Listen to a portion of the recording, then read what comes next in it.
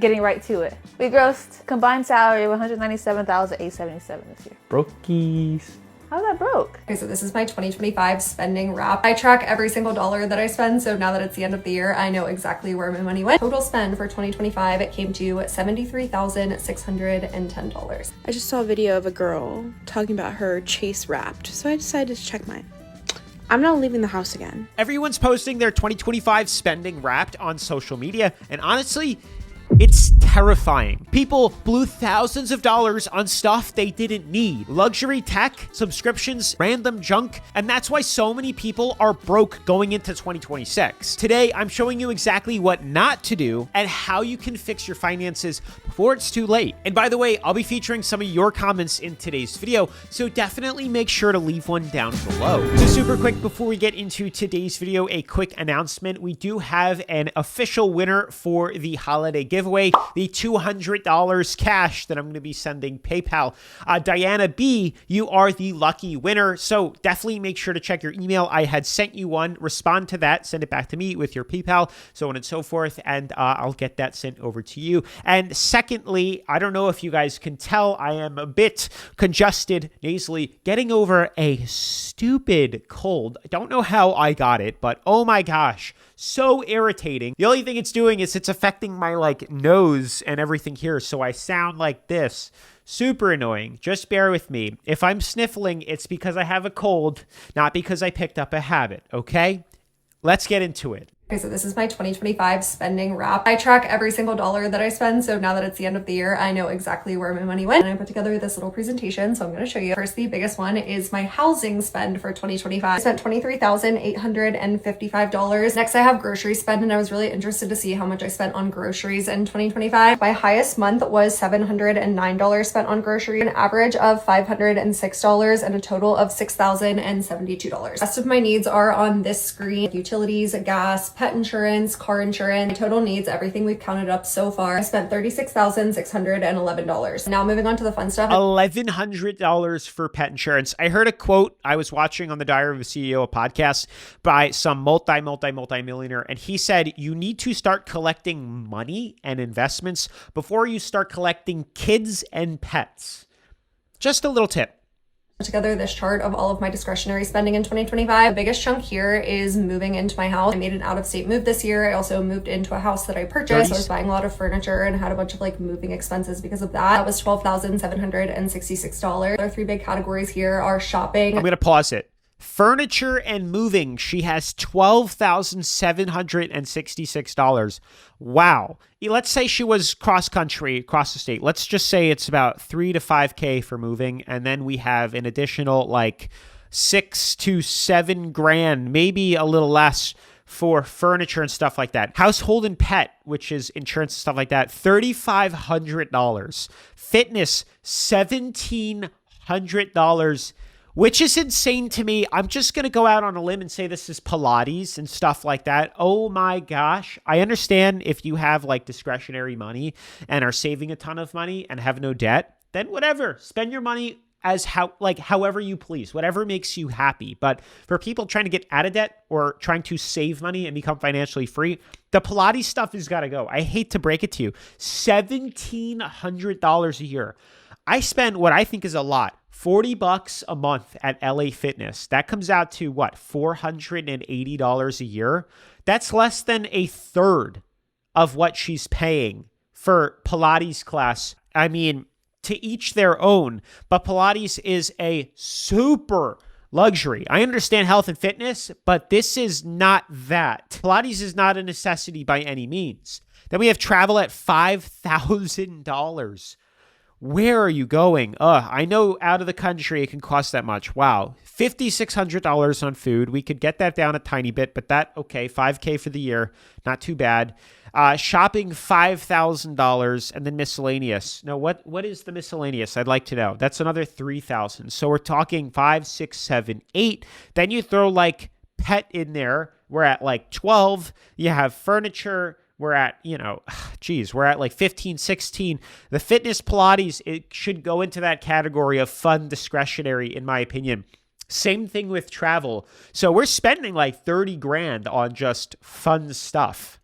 travel and restaurants, and I spent around $5,000 in each of those categories in 2025. Travel, about half of that was my trip to Japan, and then in there I have a bunch of other like little weekend trips as well. The other categories I have here are fitness, subscriptions, household and pet items, and then miscellaneous expenses. I have a catch-all category that houses like parking, Ubers, my donations go in here. My total once in 2025 came to $36,999. Total spend for 2025, it came to $73,610. 73 grand. $73,000 on spend for 2025. Man, oh man, that is so much money. I wish she told us how much she made, because again, I can't judge or give a full opinion on this without knowing how much we brought in. For example, if she brought in 50K and spent 70, we got a problem. If she brought in 100 and spent 70, we have a slightly less problem. If she brought in $350,000 and spent 70, hey, I might say spend a little more. So again, we don't know the full scenario here without her disclosing what her take-home pay is. But there were a few things that I did have to comment on just to show you the luxuries versus the necessities and how so many people get them twisted. And a little later, if you're interested, I will be talking about my spending for 2025 as well as my fiance's to give you, if you're curious and want a little insider stuff like that, then definitely stick around later on in the video. Anyways, this is the second year we are doing the spending wrapped. It's a trend. We did 2024. This is 2025.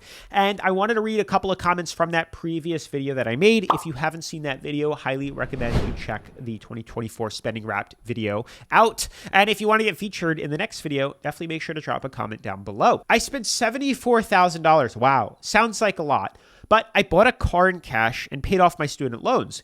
See, that's why this is all discretionary. And it's nice when we see everything broken down, because at the surface, spending 74 grand is insane.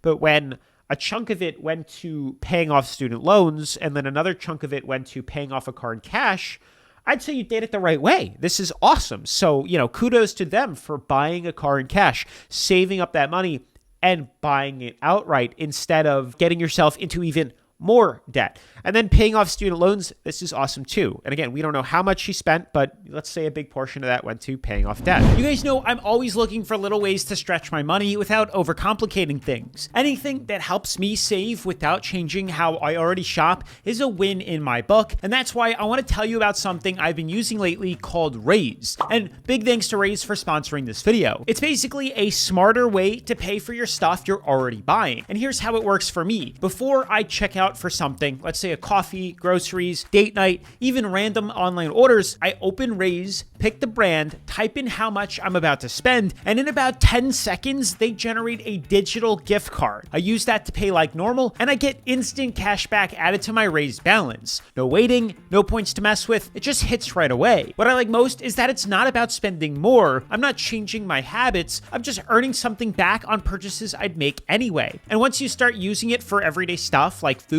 shopping, and travel, those little wins really do stack up. They've got a ton of brands too, Amazon, DoorDash, and plenty more, so it fits into real life. You can even use it for last-minute gifts, since you can send digital gift cards instantly and still earn cash back while you're at it. It's pretty cool knowing I'm not leaving money on the table anymore. Raise makes it easy to be that smart shopper without even trying. So if you want to start earning cash back on things you already buy, check out Raise. You can scan the QR code you see somewhere on the screen, or you can click the link in the description where you can start earning cash back today at raise.com. And again, huge thanks to Raise for sponsoring this video. Getting right to it. We grossed combined salary of $197,877 this year. Wow. Please. How's that broke? It's not 200. But Uncle Sam Oh, is going to take his cut. After taxes, deductions, and healthcare, had $134,000. Jeez. This is not including retirement taken out. okay. Because retirement, I consider savings. But Uncle Sam said you get a tax refund. Adding in our $6,600 tax return that we got in January, we had $141,000 this year to work with. That's pretty good. So, where did all that money go? Where did it go? This is our savings. I included retirement in here. So $17,000, basically $18,000 went to retirement. $4,000 into our high yield savings, and almost $4,000 into our Roth IRA. I'm a little confused. We had $141,000 to work with, and we were only able to save $25K. Seems kind of low. Do you think that's a good number 25,000 is pretty good. I feel like. out of $140,000? Right? Okay. Looking expensive. Pop quiz. Which category do we spend the most in? Travel, tithes, or food? I'm gonna say travel. Travel is correct, but very small. Really? So this is our breakdown of our finances over the year. It's not just you that has a hard time seeing her chart, which is on a projector. I can't even make out those numbers either. Biggest category was housing. Yeah. Expensive living in Connecticut. Our mortgage this year cost $29,000. Is that Blue's Clues house? I forgot to update these graphics. They're like the house from Blue's Clues. That equated to $82 a day. Mm-hmm. Pop quiz. How much did we pay towards our mortgage principal? Just principal? Hint, just principal. We put about $30,000 towards our mortgage this year. I'm gonna say 4,934. Okay. $6,000. Nice. That's pretty good, right? It is pretty good. We put an extra $1,200 towards it.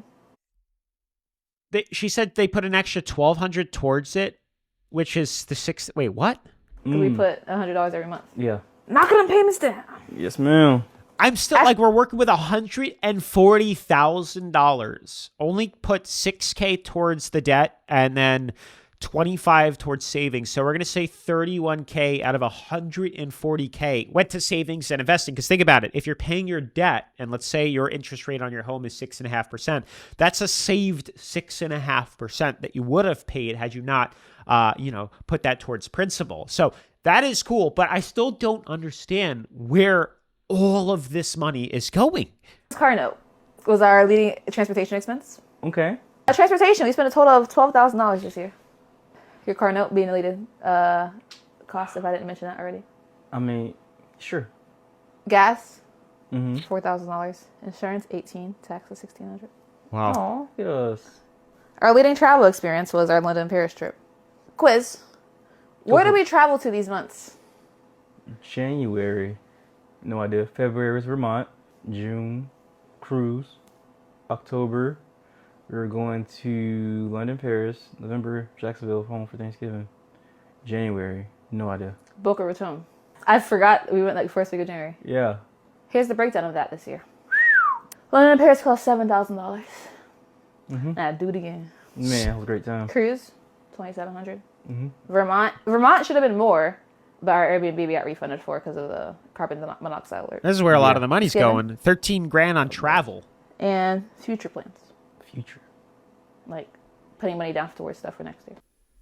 The part that I still like, there's a huge chunk of money still missing that I don't fully understand where it went. But the other thing that kind of irks me a little bit is you're making 140 grand after tax and you still have a car note. Like, that should be paid off. At $140,000, we could set aside several $1,000s a month and then in a year or two buy our car cash instead of taking out a car note and throwing money away towards interest. It doesn't make any sense to me. Like, I would think if you could make 140K and are building an emergency fund and a savings, you could easily, I would think easily save 50, 60K, almost double to triple what she's saving. Only 25K. That seems so low. But as I've said before, there are some people that make $40,000 a year and can save 20 grand. And then there are some people that make $300,000 a year and are living paycheck to paycheck. Here is a prime example of issues, but I do like how we are openly showing and keeping tallies and records and going over at the end of the year how we did previously in the previous year, and then hopefully learning something from it, making adjustments and figuring out, hey, we could probably save more, or hey, we spent $14,000 on traveling. We could probably lower this and put more towards savings so that we can retire early. So I really wanted to get a better look at their spending, and I was able to find on one of their slides after blowing it up crazy big, I was able to see exactly how everything is broken down. Now, we don't know how much money is allocated in here. I'm not going to do the math, but we do have a percentage breakdown, and I do like this a lot. So I was was a little confused, kind of surprised, maybe even a little harsh as to like why such a little amount was spent on savings and retirement here. And now we have the official breakdown, which is 20%. And I'd honestly say that's pretty good, to be honest with you. I just have like a couple of comments to share with you, but this is overall like they're doing really well. I just want to make sure people know that. I'm not trying to like say that this is not the right way to do things. It's certainly, they are doing things correctly, but me personally, I probably would reduce my expenses on other things. They do have a personal care category, a play category, a travel category, which is approaching 20 something percent. And then like pets too. I don't know. A lot of this is kind of like luxuries, like wants to me. And if I have debt, which they said they do, and now we have a closer look at this, we have student loan debt, we have car loan debt, and we have housing mortgage debt. I wouldn't be spending 20 to 30% of my income on wants.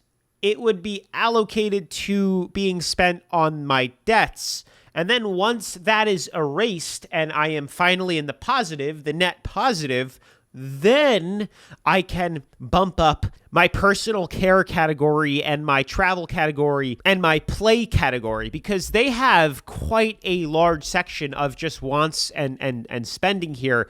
And I think you could put a pause on the savings. Geez, you could even lower the savings in retirement from 20% to even 15%. Or honestly, you could even lower it to 0%. Sounds crazy. Just until you pay off those student loans and the transportation loan, that car note. Because if that car note is 10%, 13%, those student loans are 9%, it doesn't make sense to put money into like savings this second. We could put a pause in it for a year to 2 years, pay off the student loans and that stuff. Or if you want, keep doing 15% savings in retirement, and then put the rest of the money, reduce the wants, and put everything towards the loans and towards the debt. That's my 2 cents. I can't afford a house. Yes, some people genuinely can, but you'd be surprised how much money people waste and don't actually want to make sacrifices. And I threw this in here similarly to show that this couple made $140,000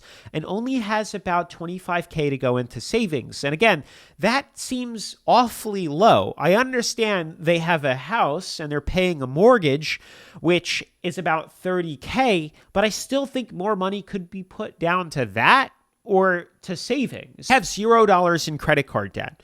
If I don't have it in the bank, I can't afford this. And this is amazing advice that most people should live by, but unfortunately don't. What usually happens is people make $1 and then they spend $1.25. Using other people's money, especially when you can't afford it, is a terrible idea 9 times out of 10. There are certain circumstances in the business world where that might make sense, and the path of buying a mortgage if it's done properly. But aside from that, 95% of people should not be borrowing money or using a credit card at all. They are reckless and cannot control their spending. Here's how much money we spent in 2025 as a couple with no kids, but with a cat living in Chicago. For bills, we spent $38,719. and the biggest chunk of that, of course, was rent. That was $33,744. The second biggest category, which I'm kind of proud of us for, was fitness. $2,280. Now the fun stuff. For expenses, we spent $38,043. the biggest chunk was groceries, which was $14,279. What? Which averages to over Whole $1,000 Foods? a month. Yeah. And then our second biggest category was home. And this is because we moved and we bought a bunch of furniture, but also moving costs. And that was $12,043. yeah. Surprisingly, we also spent a lot of money eating out. That was $2,963. Our next biggest expense was Benji, and that was $1,298. Last year, we didn't save any money because we already had our 1-year emergency fund. Cool. But instead, we invested as much as possible. $125,736. And that's it. That's our wrap up for 2025. Oh. We have to sit down now and think of our goals for 2026. $125,000 invested. That sounds more like it. And that makes things sound a bit better. Hey, you spent $14,000 on groceries. I was about to be like, that's a bit much. And then I found out they spent even more on fitness and health. Even though it's for two people, it's over $2,000. That's a lot of money. Well, they put away nearly $150K in investments. So I'd say, by all means, enjoy it. That's what it's there for. You can't take it with you when you're gone. And that also makes me question, how did these other people that made $140K only save 25?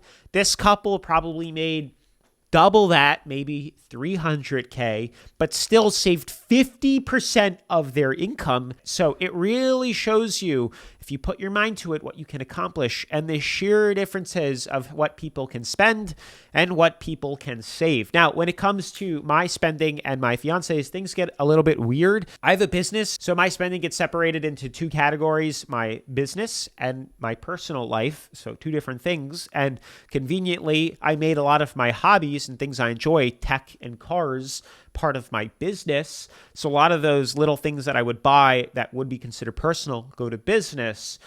So things get a little gray. It doesn't make, a lot of sense. But I'd say overall, on the personal side of things, including rent, I probably spend closer to $35,000 a year. And for my fiance, it's even less. I looked at her app, the Chase spending, and for 2025, and I was floored. She was pretty shocked too as to how little she spent. She makes really good money. And when you include rent into the equation, her overall living was only like $25,000, which is crazy. And of that $25K, about $12 to maybe, let's say $13,000 goes to rent, a little over $1,000, around $1,000 a month. So when you remove that, she really didn't spend that much money on groceries and on herself. I mean, she did. We were talking about it. We were like, we did spend a lot of money, but it doesn't feel like it.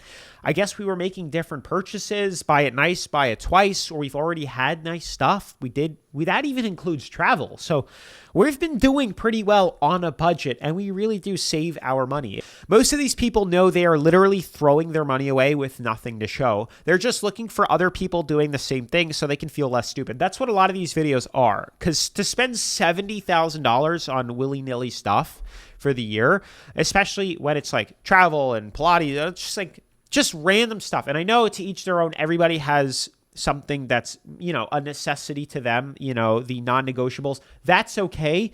But a lot of this stuff is fluff. And if you don't have the money, or you're in debt, or you're barely scraping by and can't put anything into savings, it's not okay, and you are throwing your money away. I think if more people actually track their spending, they would be pretty shook. It really puts things into perspective. I have a friend who is a single guy, no kids, makes over $100,000 and lives paycheck to paycheck. But he probably spends $1,000 a month on eating out because he does it every day and is too lazy to cook. That's what I am saying, and we've covered it on this channel time and time again, and you'll see it in future videos with sponsors and stuff like that of certain budgeting apps that allow you to track your spending. I currently use several of them for my personal side and my business side, so incorporating tools like this really help you see and visualize everything, because most people naturally, paint themselves in a better light than what they actually are. They think they spend less than what they actually do, or they think they eat less than what they actually eat, until you start tracking your calories and tracking your food like I do. I use my FitnessPal to track my food, and I'm like, I've been eating way more than I thought I was, and the macros are way different than I thought I was. The same thing applies itself with spending. Until you actually do it and visualize it and see the categories of where you're spending it, you have no idea. And you're going to think you're spending way less than you do. Okay, the year has officially ended, so it's time for my 2025 Chick-fil-A Wrapped. Last year, I went 349 times. Do we think I went more or less Oh this my year? gosh. Did the hate comments get to me and make me change my ways? Let's find out. How many times did I go to Chick-fil-A in 2025? December 26th. November 18. I attempted no spend November. Clearly, I did not make it through the whole month, but I tried. With a grand total of 362 times. I almost made it. 362 times to Chick-fil-A. I think I've gone there maybe 4 times in my entire life, and that's because they were giving away a free sandwich, and I got a coupon for it. 65 days. I almost went every single day. Now, how much money did I spend at Chick-fil-A in 2025? This is supposed to say 2025. I'm not editing and restarting the video. I just noticed that. So, just use your imagination. January, $346.78 with a grand total of $4,711.08. I think that the dollar amount is, even though I went more times in 2025, I think that that dollar amount is a little bit less. Look at me. Saving money, queen. Maybe I got a medium drink instead of a large drink sometimes. Look at me go. Clearly, the haters did not get to me, and I did not change my ways. I'm actually pretty impressed that she went that many times and it only came out to less than $5,000. Like, that doesn't cover, unless she's eating that and that's the only thing she eats in the day, which is kind of hard to believe. I would think she'd be spending money on groceries as well, because fast food has been engineered in a laboratory by scientists to make you hungry again. It's supposed to not fill you up so that you order more and more and more. So I'm pretty impressed that that's all she spent. But I would then think, geez, $5,000. I mean, that's probably on top of even more spending for groceries and whatnot. Someone said 37 times in February. That has 28 days. That's pretty impressive. I sped up this video because she went month by month by month, not only for how many times she went, but also how much she spent per month. And it was way too long. Mind you, Chick-fil-A is closed on Sundays. Bam. So this girl is going, that pretty much answers my question. Maybe that is all she did, was eat Chick-fil-A all year. Breakfast, lunch, and dinner. Because it's closed, one day out of the week. And then she went several times in a month that has less than 30 days. 37 times in 28 days. And then it's closed 3 or 4 days out of that. That means she's pretty much eating this all the time. Oh my God. 70 grand. Someone tell me, is this number bad or is this normal? For reference, I'm 28 years old. I live in the Bay Area. I have no kids and I rent. But this is your sign to not look at your 2025 Chase Wrapped if you choose peace. Or maybe some of you, myself included, do need to check this number so we can all do better in 2026. That's wild. I just saw a video of a girl talking about her Chase Wrapped, so I decided to check mine. 84. I'm not leaving the house again. I know this is everything, like investments, it doesn't matter. No spend 2026.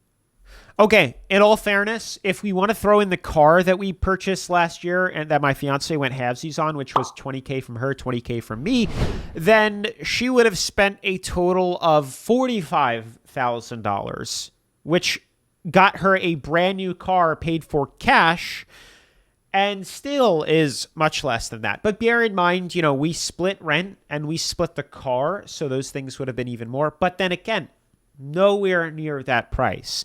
I don't think I'd have it in me to spend $2,000, $3,000, $4,000 a month on rent. I would just get an apartment for $1,300, $1,400, and live by myself. I don't need to spend $2,500 a month. That's insanity to me. I used Rocket Money to look at everything. I made $49,000 and spent $55,000. How? Yeah, credit cards.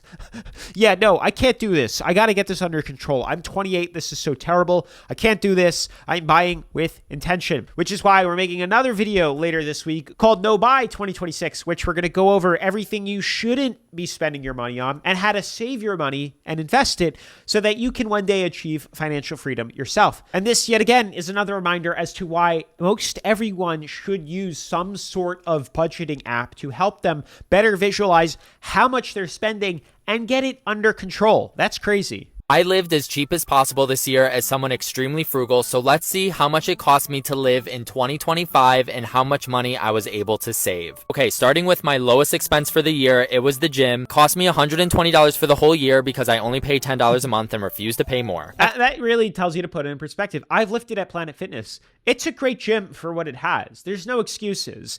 So he's paying $10 a month for Planet Fitness, and then other people are paying $150 a month for Pilates. So necessities, you really got to think about this here. His haircuts, I got 6 throughout the year, and the total for that came to $130. Car stuff like an oil change, taxes, I had to fix a taillight. Total came to $264. Luckily, I have a very reliable car. The miscellaneous category, which is random stuff like going to the dentist, I had to ship some things. Yes, maybe I had some cavities this year. Don't you dare tell me it's because of the toothbrush. My internet for the year was $552, which is $46 a month. My friend, fun, and dates category for the year came to $567. Because my motto is you could still have fun and enjoy life on a budget. My electric bill for the entire year was $586. I think that's amazing. Basically live in the dark. I keep everything unplugged when I'm not using it. Sometimes I wash my hair in the sink to not use hot water. I don't use my heat in the winter or the AC in the summer. I almost bought a house this year. Who remembers that? And I did pay for a home inspection, and that cost me $695. Wow. Spent $780 on gas this year, which breaks down to about $65 a month. My car insurance, I paid $1,014, which is about $85 a month. And I do the 6-month bundles to get a better deal. My gift giving category came to $1,080. If you guys remember, I bought my mom Coldplay tickets. Also bought her a Mother's Day gift. I did nails for my sister. I got my friend a gift card for the grocery store, and I replaced the fireplace doors for my mom for Christmas. Started donating earlier this year just to work on my relationship with money, and the total donations was $1,248. Cost for being a content creator came to $1,516. Yes, I did rent a Bentley for the day for an April Fool's joke. You just had to be there. I also booked my first speaking event, but I was required to pay for the flight, the stay, and all that. Oh my god, remember the cheapest motel? That was so iconic. Traveled a lot this year, which was a really nice treat for myself. I did about 5 trips this year, one being London for an entire week. Total cost of my travels with flights, stay, the cruise came to $1,834, which I think is amazing. The groceries for the year came to $2,094. I can typically eat on about $40 a week. Cook all my food at home. I don't go out to eat because we know that's expensive and stupid. If you're trying to save money in 2026, please start cooking your food at home and stop going out to eat. I made 2 student loan payments this year. My account's been in forbearance for basically the whole year. Okay, we're almost coming to an end. Taxes, I owed $8,219 for the 2024 tax season, which means rent was my biggest expense this year at $9,800. So affordable. I'm so grateful for my apartment. It's allowed me to save so much money. So in 2025, living extremely frugal, it cost me $33,110 to live. If you subtract that from the $234,479 I made, I was able to save $201,369, which comes to about 86% of my income. There were so many years in my 20s when I was barely making $30,000 a year, and I never, ever thought in a million years this could be my life. Never give up on yourself because you never know how life can turn around. Love you guys so much. Thanks for all your support this year. Happy Frugal New Year. So there's a little discrepancy that I want to talk about because he said he paid his 2024 taxes in 2025. Sounds right. We pay it in April. That was $8,000, which he took from his current year's salary.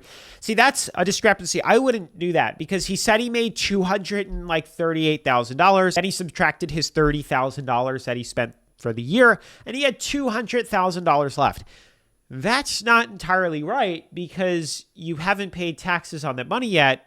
But if you're going to count that and roll that in towards the following year, 2026, then I guess, but on the $200,000, he's probably going to owe $40,000 in taxes, which is a huge chunk out of it here. But anyways, he still did phenomenal. There are a lot of great tips in that whole video. And really what I am trying to show you guys is that you have full control over your spending and you have full control over luxuries and necessities. And not everything you think is a necessity is actually a necessity, and it's more likely a luxury here. So one category, one guy spends $120 for the month on his fitness because he considers that health and da-da-da-da-da. And then another person spends $1,500 a year on fitness, going to the gym and stuff like that. So it's pretty crazy how extreme we can go in either direction. So the point of this video is to get you to think about what you're spending your money on. And the only way to do that is to look